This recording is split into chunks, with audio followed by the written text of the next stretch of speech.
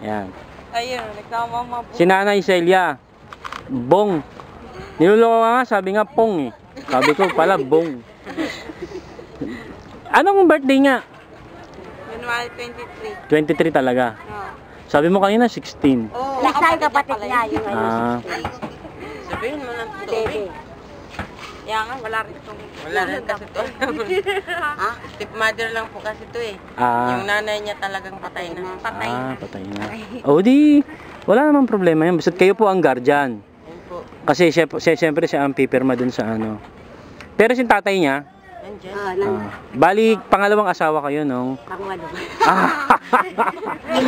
matuli si tatay. Mm. Si Bong di nag-aaral, di ka nag-aaral.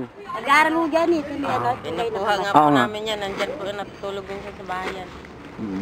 Sige. Ang awa po kami dyan sa bata. Nandun yan sa Quezon, lumaki kasi. Quezon province. Kararating lang po niyan. Kesa bali dun siya pinanganak. 2 months. Oo, sana. Probinsya. Dapat di kasama ka rin.